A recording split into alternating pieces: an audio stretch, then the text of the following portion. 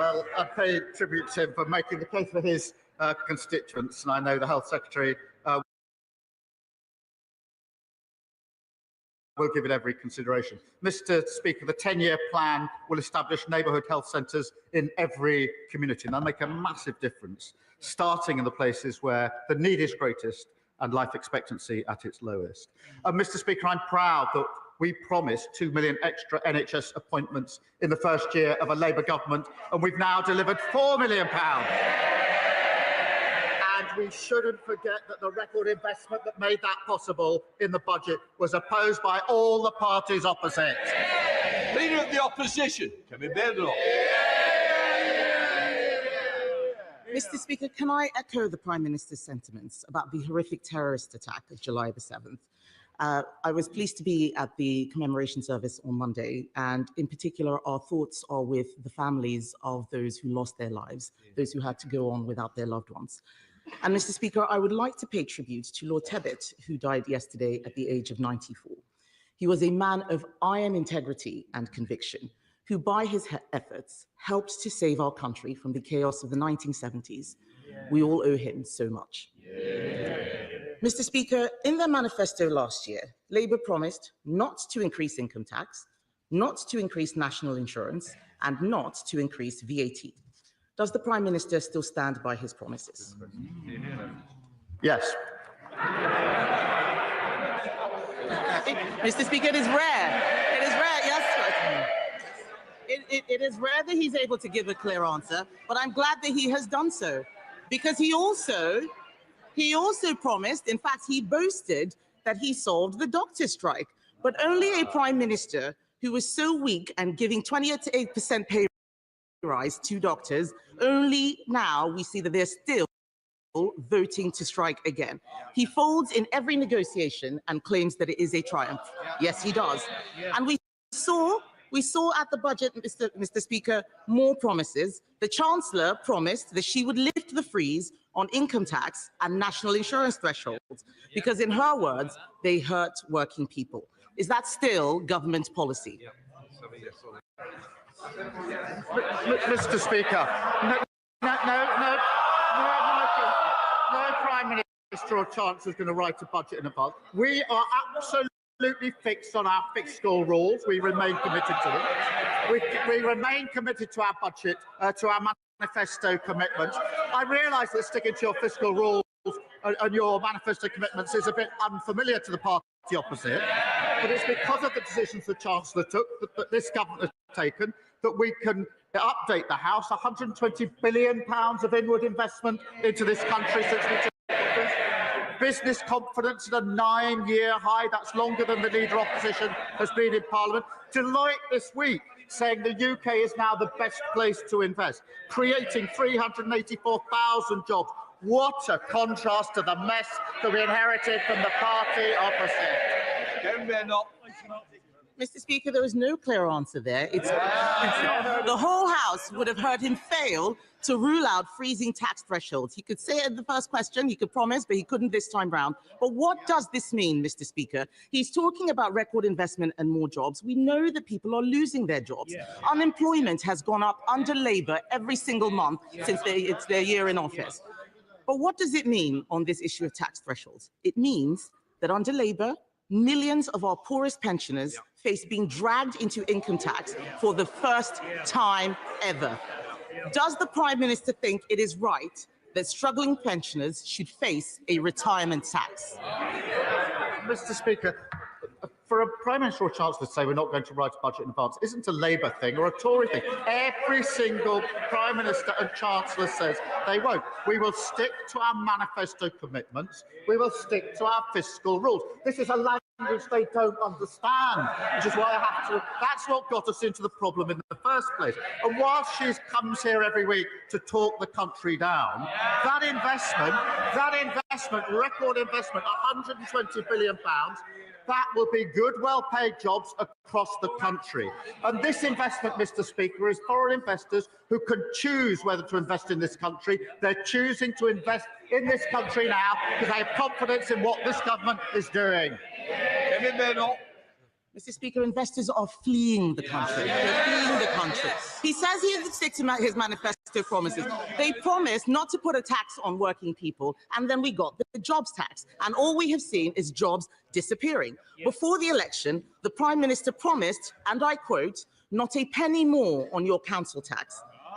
The Institute for Fiscal Studies says that now council tax bills will rise at their fastest rate in 20 years. Will the Prime Minister admit that under him, council tax is set to soar? Minister. No, of course it's not. It soared under the last government. But, Mr. Speaker, here she goes again, back on familiar territory. She comes here complaining about the national insurance rise every year, every week. She comes here complaining about it. And then when she's asked the question, well, would you have the courage then to reverse it? What's the answer? What's the answer? No! And I'll tell you for why. Because she's too embarrassed to say she doesn't want the investment we put in. That investment went to the NHS. They want the investment, they can't say how they're going to pay for it. That is what got us into the problem in the first place. Mr. Speaker, he still doesn't understand, so I'm going to make it very simple for him. This is a mess of his own making. He shouldn't be asking how we would clean it up. The fact is, they raise national insurance through the jobs tax, and that's why they have to put up council tax. The truth is, his catastrophic budget has created a domino effect which he cannot now control. We on this side of the House know that you cannot tax your way to growth. But now he's flirting. They're all muttering. I remember that budget. They were laughing and cheering. They had no idea the mess that they were creating.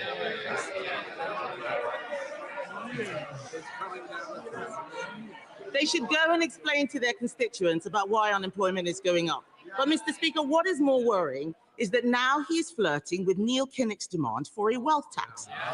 Let's be honest about what that means. This is a tax on all of our constituent savings, on their houses, on their pensions. It would be a tax on aspiration. Will the Prime Minister rule this out? Mr. Speaker says we shouldn't be asking them for advice on the economy. She's absolutely right about that. We will not be asking for their advice. What we did in the budget was stabilise the economy through the measures taken by the Chancellor. And what has that led to? 4 interest rate cuts. For mortgage holders, that's hugely important. Compare and contrast what happened to the Liz Truss mini budget. The fastest growth in the G7 in the first quarter of this year. Wages up more in the first 10 months of a Labour government than the 10 years under the Tories. So, no, we don't need lessons from them. Mr. Speaker, he says he stabilised the economy. Has he spoken to any farmers recently? It is time for him to take responsibility for the mess he is making.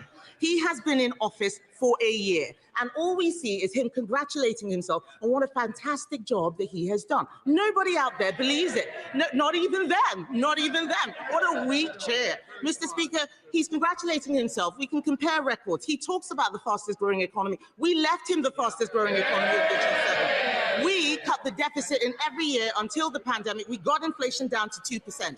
On his watch, taxes are up. Unemployment is up. Inflation is up. And this weak Prime Minister has been forced into a series of chaotic U-turns. Yesterday, Mr. Speaker, the OBR said that our economy is being eroded under Labour. Doctor strikes, tax bombshells, the wealthy leaving in droves. Isn't the truth that under him he is dragging us back to the 1970s? Mr. Speaker, responsibility. We're responsible for 4 million extra appointments in the NHS. We're responsible for a 10-year plan on the future of the NHS after they broke it. We're also responsible for free school meals being rolled out in a way which has never been done by any government. Breakfast clubs being rolled out, family hubs being rolled out, transport across the country, and migration coming down. We take responsibility and we're proud of that. Lord Hatton. Thank you, Mr. Speaker. The Eden project in Cornwall is a proven success story, injecting millions into the local economy. And in Lancashire, Eden Morecambe will soon be under construction, set to create hundreds of jobs. So it's about time we had the third instalment with Memo Portland, or Eden Portland, as many like to call it. This will be a world-class attraction, celebrating the Jurassic Coast and transforming the economy in South Dorset. So will the Prime Minister back this exciting project and work with me and all of the relevant ministers to secure funding to deliver this project? And ideally, can we use the new Growth Mission Fund? Well, look, I thank him for highlighting this exciting proposal, and he's a fantastic advocate for Portland and South Dorset. The Eden Portland is a hugely exciting project. I can't confirm funding allocations yet, Mr. Speaker, but our £240 million Growth Mission Fund should support transformative projects that give local leaders real investment to deliver real change. And I know he makes a compelling case in relation to the fund that's been set out. Sir Ed David, Leader of the Liberal Democrats. Thank you, Mr. Speaker. Can I associate myself and my party with the Prime Minister's comments about the horrifying terrorist bombings of 7/7 here in London? Our thoughts are with the victims, their families, and our amazing emergency services. And can I also join in the condolences to the family of Lord Tebbit? He was a man of service in the RAF, in politics, and as a carer for his wife, Margaret. He will be greatly missed. Mr. Speaker, after years of Conservative neglect, the special education needs system is in desperate need of repairs. But with parents understandably worried, we already hear Labour MPs planning another rebellion. So can I offer the Prime Minister this? If he genuinely wants to fix the problem and not strip away the rights of children and parents in some cost-cutting exercise, then we have 72 votes to help.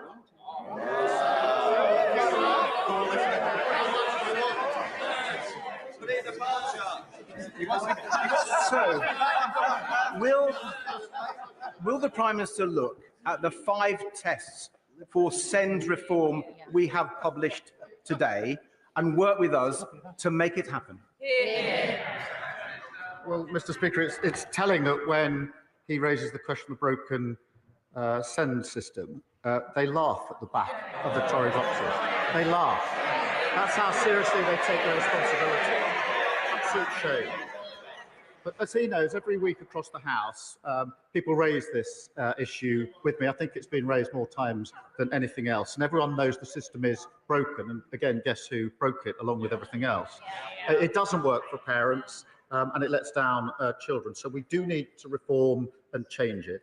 That's not about saving money. We've already invested an additional £1 billion into SEND, but it is about creating a new system that truly supports every child. And we're developing proposals. We want to work with parents and teachers to get this right, and I would expect him to welcome that.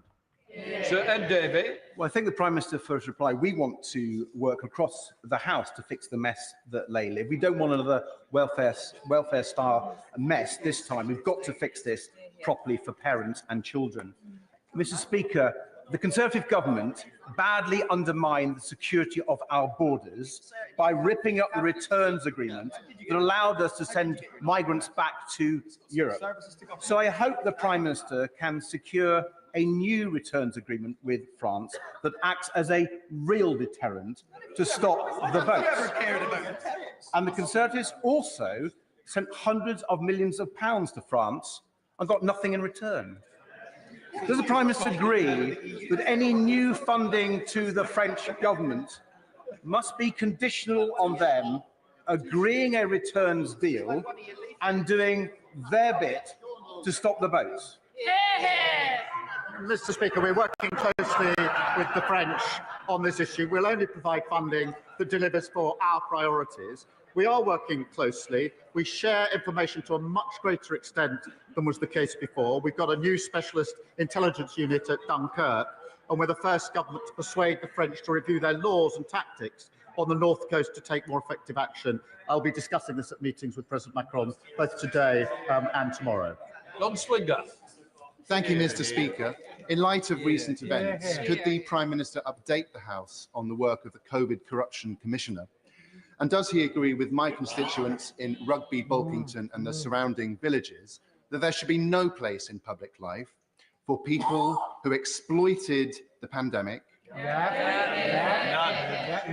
and defrauded the taxpayer to line their own pockets? My honourable friend makes a powerful point, and I hope it was heard on the benches opposite. It's an absolute scandal that failed PPE contracts were handed out by the Conservatives at taxpayer funds of £1.4 billion. We're focused on getting our money back. I can confirm the Commissioner is now investigating fraud involving bounce back and business support loans, and we will continue to go after the fraudsters, the drifters and the con artists, no matter who they are or where we find them. Nigel Farage. Thank you, Mr. Speaker.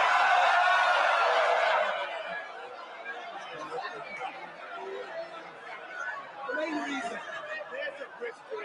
this country some of you want to get in a little later. If this takes forever, you won't get in. Nigel Farage. Thank you.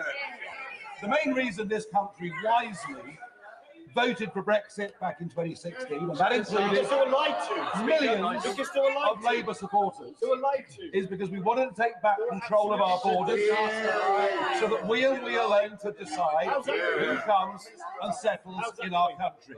Does the Prime Minister understand that demand today is even greater than it was back in 2016, and that we demand, the country demands, that you say to the French President, will you shut up?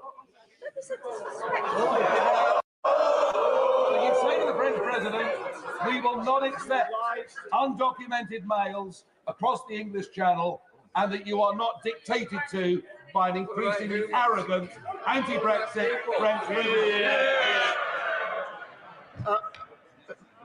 Mr. Speaker, we are fixing the mess that we inherited. We are working with other countries to ensure that we take the measures necessary to stop people crossing the Channel. They are serious answers to serious problems. His proposal for 10 years, wagging the Tory dog, has been to break everything and claim that's how you fix things, to stick two fingers up at your neighbours and then expect them to work with us. And he votes against the Borders Bill, which gives more powers to our law enforcement to deal with security at our borders. And Mr. Speaker, the reason for that is he has no interest in fixing the problem because he wants to milk it and exploit it. That's the truth about him and his party. Thank you, Mr. Speaker. From homelessness to child poverty, so many of the challenges that I see people facing in Exeter can be traced back to early years. So can I welcome how this government is rebuilding on the legacy of Sure Start, so cruelly dismantled by the party opposite? And can the Prime Minister set out what difference this will make to family services in Exeter?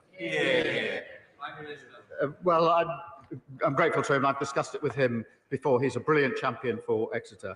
Mr. Speaker, every child should have support to realise their potential.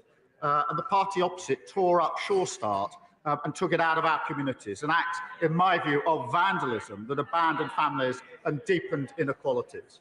Mr. Speaker, we're delivering 1,000 Best Start family hubs across the country. That's in addition to free childcare being rolled out and expanding free school meals. That's the change the Labour government makes. Jim Ramsey.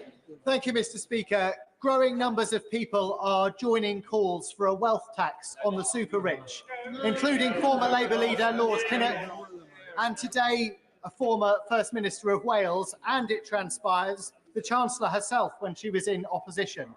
So will the Prime Minister stand by his promise that those with the broadest shoulders should carry the largest burden? And can he clarify that that means the ultra-wealthy, not disabled people, the poorest, and children with special educational needs? Mr. Speaker, I'm really not going to take advice from a party that put forward £80 billion of unfunded commitments at the last election. That's the sort of thing that got us into the problem in the first place. Mr. Speaker, we can't just tax our way to growth. We need to ensure that we put in place the necessary measures. We're putting in place planning reforms, Mr. Speaker, to drive growth. He voted against it and they voted against it. Bill Estes. Mr. Speaker, I am proud that this Labour government is banning fire and rehire. I am proud that we are addressing the abusive use of zero-hour contracts and improving protections at work, particularly against unfair dismissal. Reform and their Tory friends voted against Labour's workplace protections. I don't know why they're heckling. When they were in government, they promised to deal with fire and rehire, and after, and despite the scandal at P&O, did absolutely nothing about it. So, does my right honourable friend agree that it is only this Labour government which will ensure people have fairness at work in this country? Well, I'm proud that we'll give 15 million workers, that's half of all workers, stronger rights at work. And Mr. Speaker, that's sick pay for up to 1.3 million of the lowest paid, tackling sexual harassment and bereavement leave for families who experience pregnancy loss before 24 weeks. Compare that to the leader of the opposition who thinks maternity pay is excessive. The leader of Reform who wants working people to pay tax for tax breaks for millionaires and billionaires. Both of them vote against reform and better protection of workers at every term. They always have and they always will. They offer nothing for working people. Sir David Davis. With permission, Mr. Speaker, before my question, can I tell the House that in the public gallery today there are a number of veterans of Northern Ireland? Given what the Prime Minister said about 7/7, I'd like to publicly thank them for their courage in defending our country and our democracy against the first scourge of terrorism. Now, the Prime Minister knows that every time a paramilitary was killed in Northern Ireland by a British soldier, it triggered a thorough investigation. No bullet went unscrutinized. Our soldiers were held to the highest standards of law. The IRA were not. They tortured and shot men in the back. They forced families to watch their menfolk murdered. They killed women and children with bombs. Yet we're willing to prosecute our own men. Men forced to make life and death decisions in split seconds. If the government get the legacy legislation wrong, at least 50 innocent retired veterans will be exposed to legal persecution for crimes they did not commit. I've raised this matter 6 times now since February. So I ask again, on Monday, when we debate this matter in Westminster Hall, will his government protect our veterans, or will it sacrifice them to politically motivated lawyers trying to rewrite history with a pack of lies? Well, can I join in his thanks to the veterans here today with us and to all veterans. And I mean, he knows this is a serious issue, and the outing of his at the end of his question didn't really reflect that seriousness, because the scheme that was set up by the party opposite was found to be unlawful in the courts, and he knows it. And it wasn't supported by the communities. It would have meant, as he knows, immunity from prosecution for those who committed the most appalling terrorist crimes. And that's why it didn't have support in the communities and didn't have the support, I think, of any political party in Northern Ireland. And that was amongst the reasons it was found to be unlawful.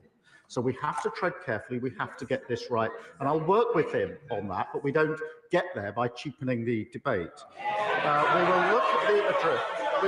It's not about political point scoring. I worked in Northern Ireland. I've spoken to many of the people affected. I know we must get this right, and I want to do so, and I want the House to do it together if we possibly can, because it matters. But we have to do that in a serious way to address the issues of the past, of course, in a way that has support of victims and survivors. And that is a key test for me, because without the support of victims and survivors, I think it's very hard in Northern Ireland to come up with something which will have the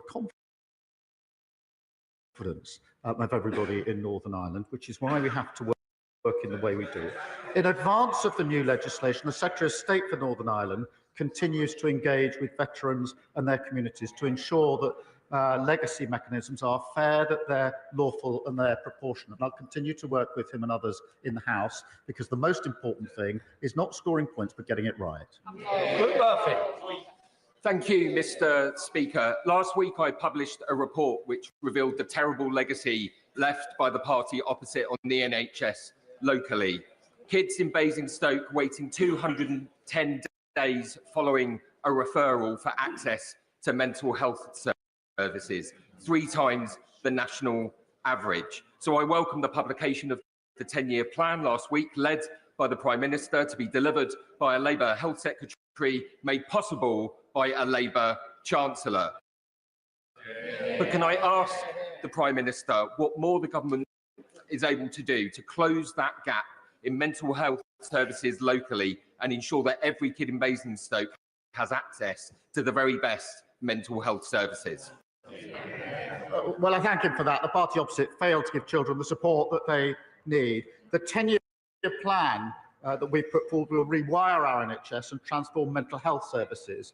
85 dedicated mental health A&E departments giving 24/7 support, specialist mental health professionals in every school and college, benefiting 1 million young people this year alone, and an extra 8,500 mental health staff to tackle long waits. And that is only because of the decisions that we took to invest in our NHS, decisions that they opposed.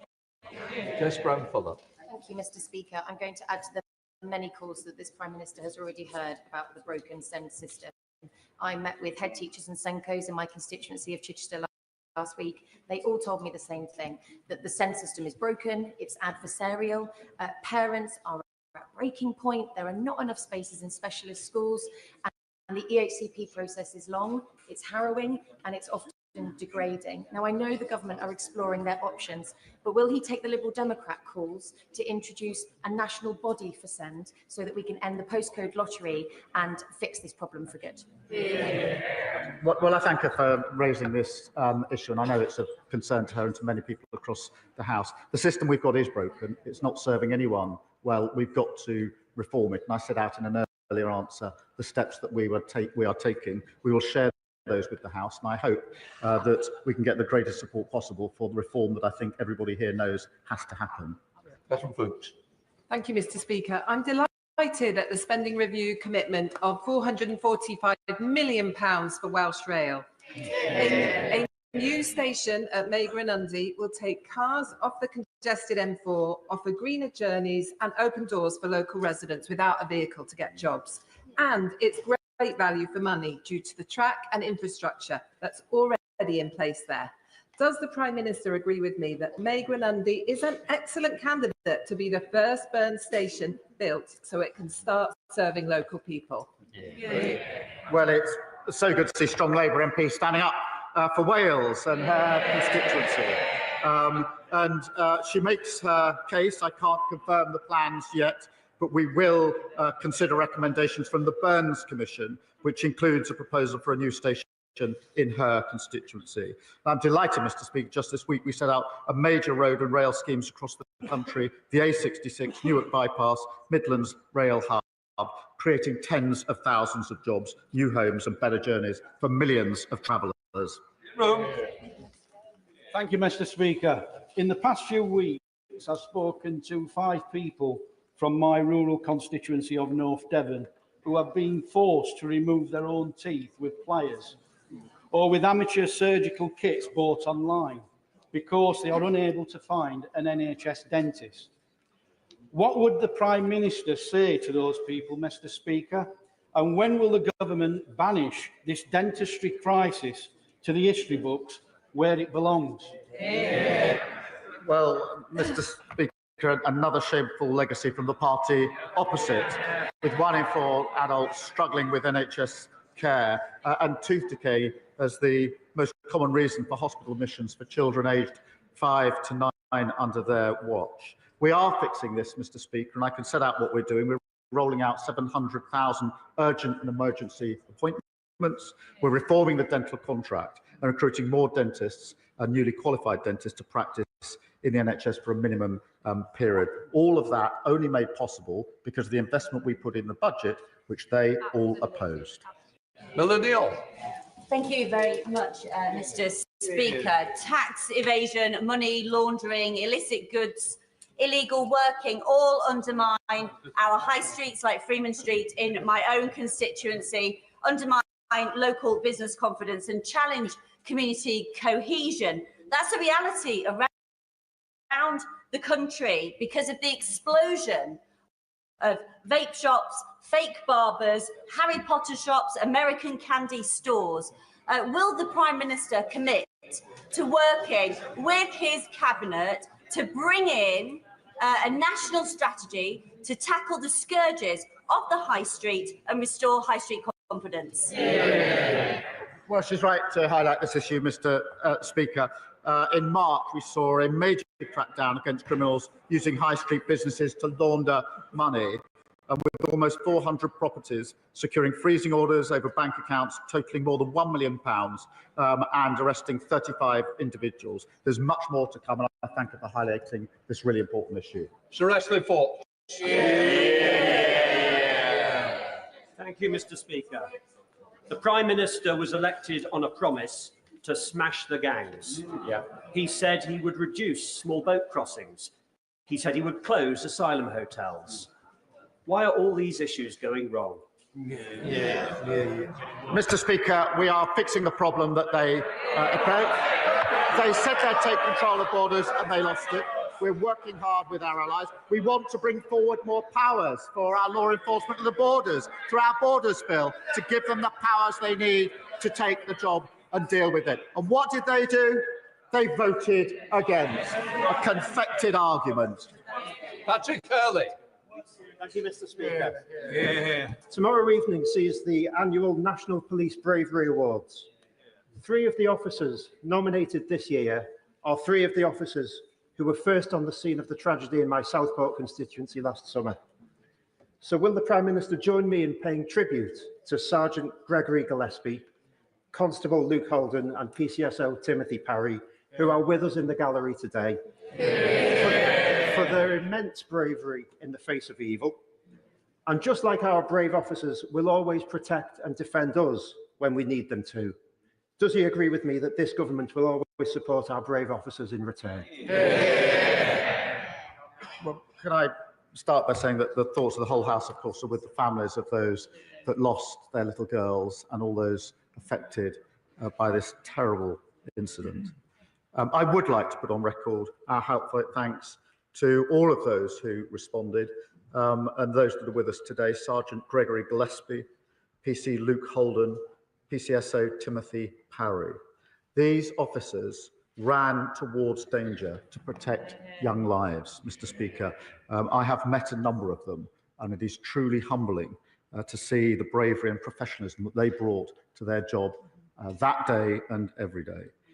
Southport is a wonderful and loving community. In difficult days, they've shown kindness, empathy and courage. And I'd like to thank my honourable friend for all that he has done in relation to those values as well. Ben Lay. Mr. Speaker. My constituent, Mr. Brian Buckle, is a victim of a miscarriage of justice. He was wrongfully imprisoned for over 5 years before being exonerated at retrial. And, Mr. Speaker, despite a jury unanimously finding him not guilty of the crimes for which he was imprisoned and the devastating impact this injustice continues to have on him and his family, his application for compensation was denied due to a 2014 change to the law that requires those who have been wrongfully imprisoned to prove their innocence beyond all reasonable doubt. This is an almost impossible hurdle to overcome. And so would the Prime Minister consider meeting with Mr. Buckle to discuss his case and lend his support to appeals campaign for fair compensation for those who have been victims of a miscarriage of justice? Well, can I thank you for raising this particular case, which saw a grave miscarriage of justice. In relation to the statutory test for compensation, this has been raised in the House before, and I've undertaken to have a look at it. And I know he's working, I think, with the Minister responsible on the particular case that he raises. Well, let's. Thank you, Mr. Speaker. Can I thank the Prime Minister for leading from the front in promoting the importance of his role as a father in keeping time for family life. I'm delighted that this government in the past week has launched a review into parental leave, and we've started to rebuild the legacy of Sure Start by launching our Best Start Family Hubs, both things that will make a huge difference to my constituents in Ribble Valley. Can he commit to this parental leave review, creating some truly ambitious outcomes so that we can make the UK not only a world-leading place to live and do business, but also the best place in the world to live a rewarding family life? Well, I think the first full review of parental leave and pay is a landmark moment. The current system is simply out of date and too complicated. 1 in 3 dads don't take paternity leave, often because they can't afford to do so. Mr. Speaker, that's a great loss to them and their children. I want parents to be able to give their child the best care and make the system work better for employers. Final question, Cameron Thomas. Thank you, Mr. Speaker. Following a week of internal conflict, the Prime Minister should be well prepared if he wants to join me this weekend at the Tewkesbury Medieval Festival, which includes Europe's largest reenactment. Or perhaps next weekend he'll don his leather jacket and turn it up to 11 at the Tewkesbury Live Music Festival, hosted by hospitality venues across the town. Regardless, will he join me in thanking the volunteers and those hospitality venues that make Tewkesbury the unsung nucleus of Gloucestershire's culture? Mr. Speaker, what an invitation. I'm grateful for the invite to join the medieval festival. But if I wanted to see a load of people stuck in the past and fighting each other, I'll probably go to the next meeting of the Shadow Cabinet. I'll consider it. Thank you. That completes Prime Minister's questions. Let the front bench change over.